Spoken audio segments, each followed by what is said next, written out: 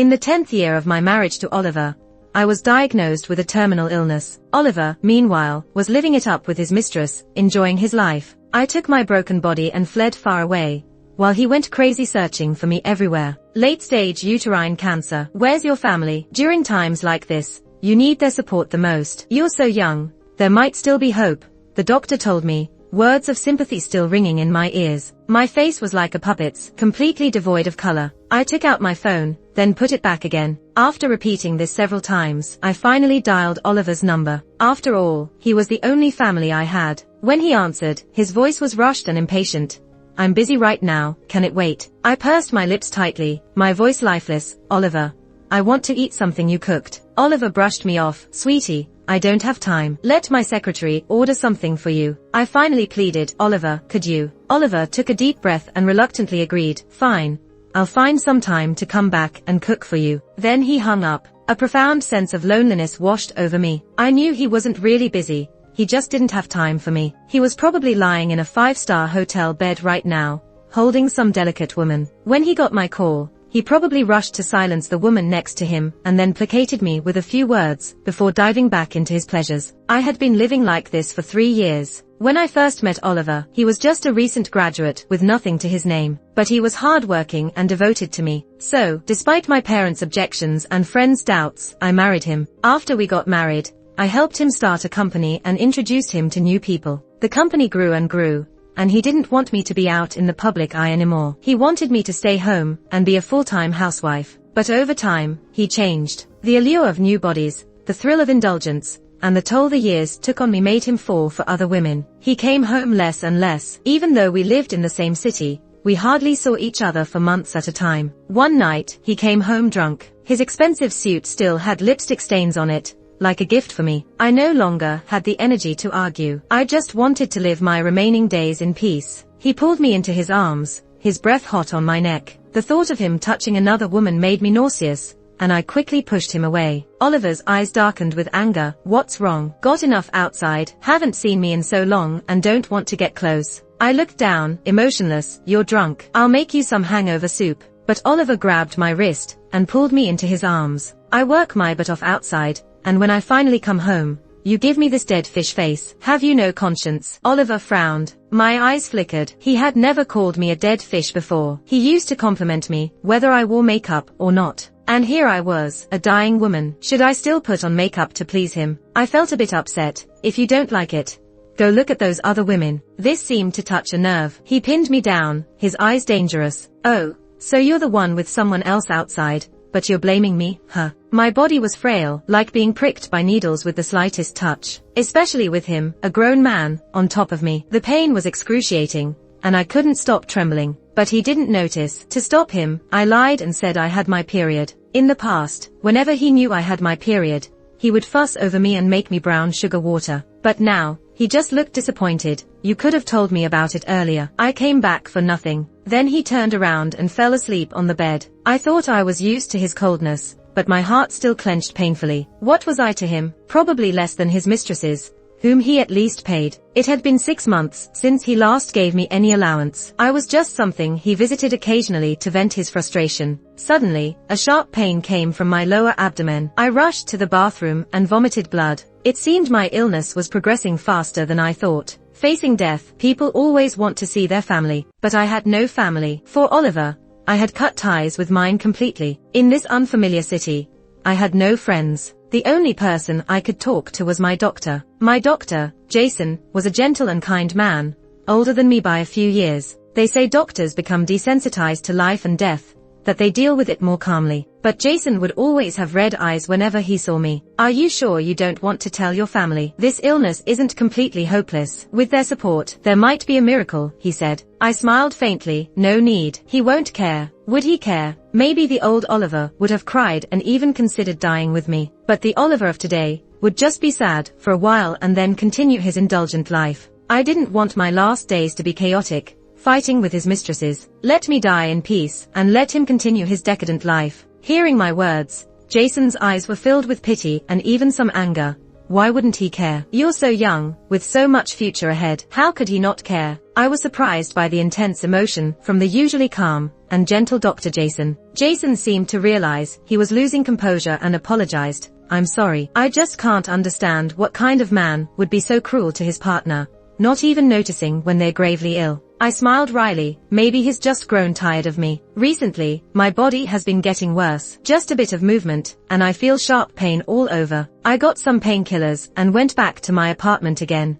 But what I didn't expect was to see Oliver at home in broad daylight. He was wearing an apron, cooking for me. The last time he cooked was 3 years ago. It felt like a lifetime ago. He smiled at me and said, "Go wash your hands and get ready to eat. There's just one more dish to finish." A faint light appeared in my hollow eyes. I nodded obediently and said, "Okay." But while I was waiting at the dining table, Oliver's phone kept ringing. At first, he seemed to be trying hard to create an environment for just the two of us, but the caller wouldn't give up. He had to tell me it might be an emergency from the company. He then went outside to take the call. When Oliver picked up the phone, I saw the number. It was the same one that had rung countless times when he was with me. It belonged to his mistress. This time was no different. Oliver lied again, saying he had to leave for a work emergency, and promised to make time to have dinner with me next time. I didn't expose him. I just felt sorry for the burnt pot of meat in the kitchen and sighed silently. "Oliver, will I ever get to eat your cooking again?" My condition was worsening. Even my nose started to bleed. My body felt hollow, like my internal organs were gone. My consciousness was fuzzy, but the pain was vivid and sharp, impossible to ignore. The painkillers were becoming less effective. I had to swallow them in handfuls, forcing them down despite the agony. I don't know how much longer I have to live, but I don't want to live anymore. Jason seemed to notice that I had no will to survive. He gave me 2 koi fish, saying that having something to enjoy would keep me from overthinking. I knew he wanted to give me a reason to cling to life, but I worried that if I died, Oliver would throw the fish away. Still, unable to argue with the doctor, I brought the fish and the tank home. Since they were now with me, I decided to treat them well. I went to the mall to buy some high-quality fish food and some decorations for their tank. By sheer bad luck, I ran into Oliver and his mistress shopping. The mistress was young, pretty, lively, and the complete opposite of my lifeless appearance. Even the usually stern Oliver looked younger, and wasn't stingy with his smiles around her. The mistress's name was Lily. Oliver thought he had hidden his affair perfectly, but I already knew everything. How many women he was with, which hotels he booked, and how much he spent on them. I just didn't want to expose it. Lily had stayed with Oliver the longest and was the most favored. He had spent at least $1 million on her. I didn't want to bother them, but the watch on Lily's wrist caught my attention. It was the birthday gift I had given Oliver. If he didn't want my things, fine, but I wouldn't let him degrade them like this. So, I walked straight towards them. Oliver noticed me and quickly let go of Lily's hand. His eyes widened, too panicked to look me in the eye. I smiled faintly, glanced at Lily's wrist, and said calmly, "Miss, that's a men's watch, right? It looks good. Where did you get it?" Lily forced a smile, trying to hold Oliver's arm, but he dodged and gave her a warning look. Anyone who had stayed by Oliver's side this long, without being discarded, had to be perceptive. Lily smiled and said, "My boyfriend gave it to me. I'd have to ask him. Do you want to exchange contact info? If your boyfriend gave it to you, then forget it. We don't want any unnecessary misunderstandings later," I said, walking away. Knowing Oliver, he wouldn't let Lily wear that watch again. Back home, Oliver tried to make it up to me with lots of expensive jewelry and watches. He hugged me from behind and explained, "Honey, I have nothing to do with that woman. It was just a misunderstanding. See, I'm wearing the watch you gave me." He showed me his wrist to prove he was innocent. I reached out and said, "Give me the watch." Oliver obediently took it off and handed it to me. I threw it straight into the trash. Then, with a cold face, I said, "If you ever give my gifts to someone else, either don't let me see it, or throw it away yourself." Oliver's face turned dark. "What do you mean? Are you saying you don't trust me?" I ignored him and fed the koi, watching them playfully fight over food. It made me feel a bit better. Oliver finally noticed the fish tank and frowned. "Who gave you these fish?" "Friends," I answered lazily. He snapped, "What kind of friend gives you fish worth tens of thousands each?" I froze, not realizing they were that expensive. No matter what, I was straightforward, unlike Oliver, who cheated and still acted righteous. Annoyed, I said, "It's just a gift. Is it okay for you to give my watch to other women, but not for me to accept someone else's fish. Oliver stared at me with a domineering and forceful tone. No, who knows if your lover gave them to you? How could he give you such expensive fish if you had nothing between you two? I glared at him, anger rising. Oliver, are you crazy? Who's cheating here? You know it well. When I got angry, the pain in my body intensified. It felt like countless hungry worms were gnawing on my flesh. I ached all over, the pain seeping into my bones, making me break out in a cold sweat. But Oliver didn't notice my pain. He gripped my shoulders tightly, his eyes bloodshot. You still try to bite back at this point. I wondered why you've been like a log recently without passion. Turns out you're getting enough outside. Can't I satisfy you? You dare to put a green hat on me? With that, Oliver pushed me onto the sofa and started tearing at my clothes. I was never one to just take things lying down. Even if I couldn't break free, I'd come back at you with words. So, why ask me if you already know? Smack! A solid slap landed right on my face. The illness had left my body as fragile as dandelion fluff, and that slap just made things worse. My ears were ringing, and my vision started to dim. What hurt more than the pain was how my heart sank to rock bottom. I felt icy cold, like I was in a freezer. Oliver seemed a bit guilty, but still held onto his stubbornness. You see, you knew I have a bad temper, yet you still provoked me. From now on, stay away from that friend and things like this won't happen. I swallowed down the blood welling up in my mouth and said coldly, get out. I need to rest. Oliver's eyes became hard to read. Are you kicking me out? I didn't have the strength to argue anymore. Yes, he snorted, kick me out, and there are plenty of people outside dying to be with me. You'll regret it. And with that, Oliver walked out the door. I couldn't hold it in anymore and spat out a mouthful of blood. Hours later, I got a set of photos from an unknown number. In them, Oliver and Lily were lying naked on a big hotel bed. It was obvious what kind of relationship they had. The person even shamelessly asked to meet me. I didn't want to entertain her, but she dared to be so brazen. I had to teach her a lesson. Lily and I met at a cafe. She was all dressed up, glowing, with what looked like hickeys on her neck, trying to show off she'd been with a man. As soon as I sat down, Lily got straight to the point. Let's be straightforward. In a relationship, the one not loved is the mistress. From age to looks, I'm better than you. So I hope you know what's best for you and leave Oliver on your own. I chuckled lightly. So, you knew you were the third wheel and have no shame about it. Lily straightened, proud. I don't think I'm wrong. I'm just pursuing my own love. It was laughable. Really, if cheating counts as love, then I hope you get cheated on every day. I stood up and threw the juice in my hand at her face. This is on behalf of your parents who raised you, thinking you'd have self-respect. What's mine is mine. The moment you tried to mess with me, you lost. Lily was left humiliated, just staring at me. She hadn't expected someone so seemingly gentle to have such a strong presence and guts. Ignoring her shock, I walked out, heels clicking. In an alley, I let go and leaned against a wall, dripping sweat. My condition had gotten so bad that such movements left me in pain, my face ashen. When I got home, Oliver was there. He had found out Lily came to see me. He tried to fish for details about what Lily said. I joked, why do you care so much about girls' talk? Go ask Lily if you're so curious. Oliver's face shifted. Honey, there's really nothing between Lily and me. I'm only worried she misunderstood something. If you don't like her, I'll cut ties with her. Calmly, I said, that's your work matter. Isn't she your secretary? You decide. Using my fatigue as an excuse, I went to rest. In truth, I had someone leak about my meeting with Lily to Oliver. Knowing him so well after all these years, I knew he'd cheat, but would never divorce me. Our mutual support over the past decade had become a habit, a hard-to-break one. Just like I couldn't bear to end things completely, I wanted to maintain some dignity, and couldn't make that final call. Once he knew I met with Lily, cautious as he is, he'd definitely cut her off. Sure enough, over the next few days, Lily bombarded me with harassment texts and calls, blaming me for breaking her and Oliver up. I ignored her, just turned off my phone. As my illness worsened, insomnia returned. The pain and hair loss left me exhausted, unable to sleep.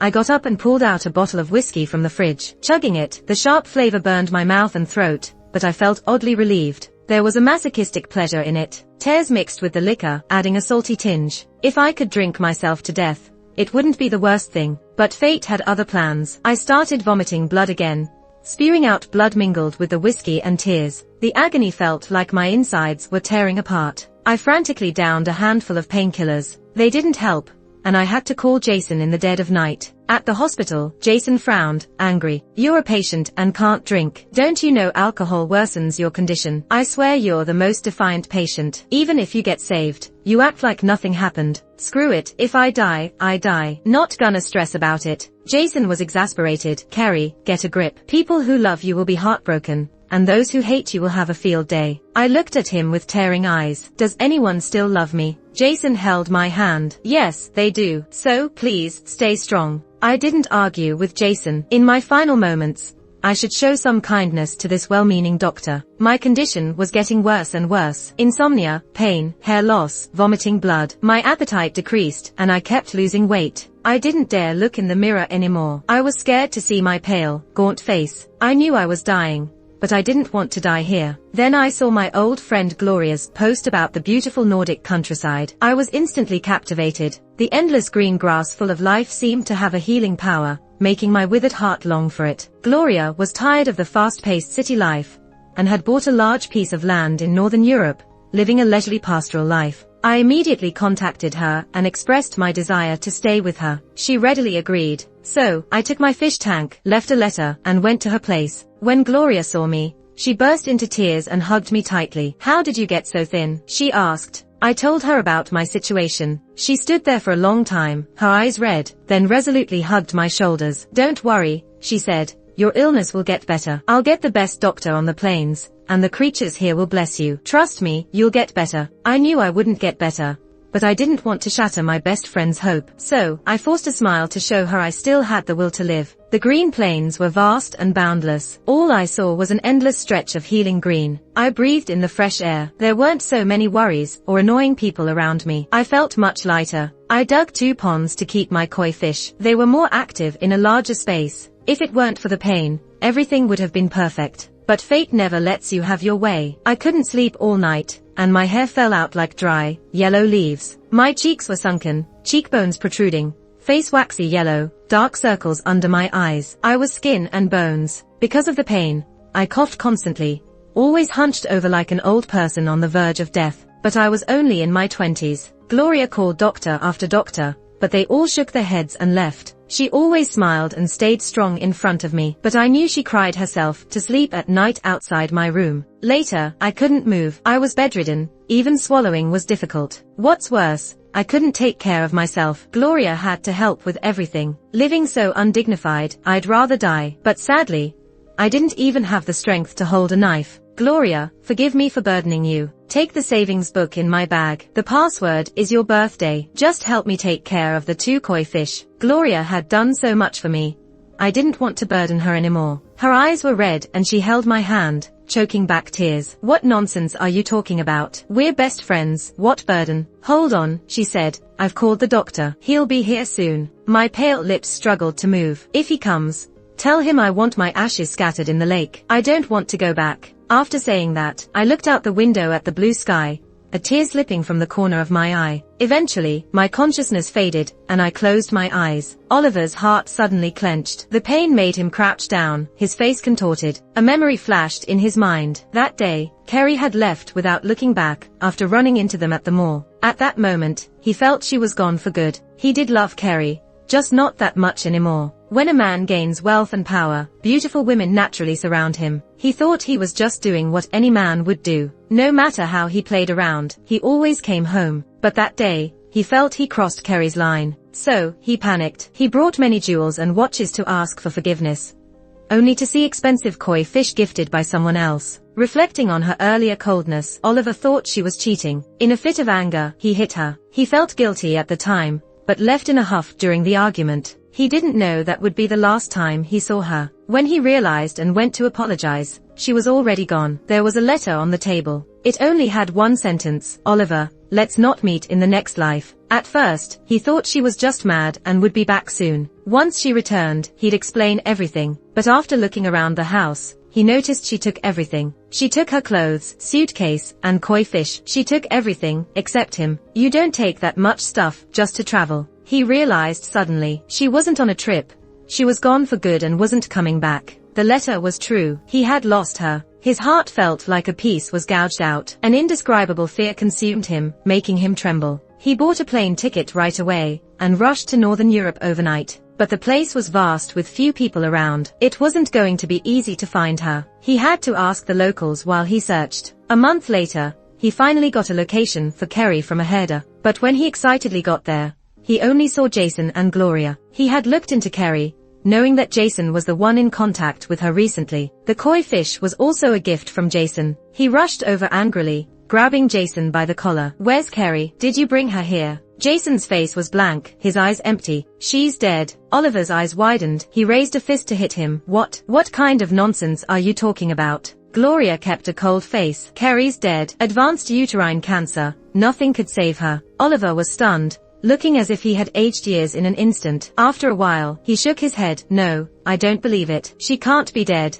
If she really is dead, where's the body? I need to see it to believe." Jason smirked coldly. "The body? You think Kerry wanted to see you again? She requested us to cremate her. Her ashes are already scattered in the lake." "What? Who gave you permission to do that?" Oliver's eyes widened in shock. Jason swung his arm and landed a heavy punch on Oliver. "This was Kerry's wish. You're the last person who has any right to say anything." Oliver fell to the ground. Jason leapt on him, punching him madly in the face. "When Kerry was in pain, coughing up blood, where were you? When Kerry was sleepless, anxiety-ridden, and wasting away from disease, where were you? When Kerry was bedridden, unable to take care of herself, where were you?" Oliver didn't fight back, letting Jason hit him again and again. His mind wandered. Where was he indeed? He was belittling Kerry, accusing her of cheating. He mistakenly thought she and Jason were having an affair and slapped her. He sought out other women behind Kerry's back to satisfy his own desires. Punch after punch.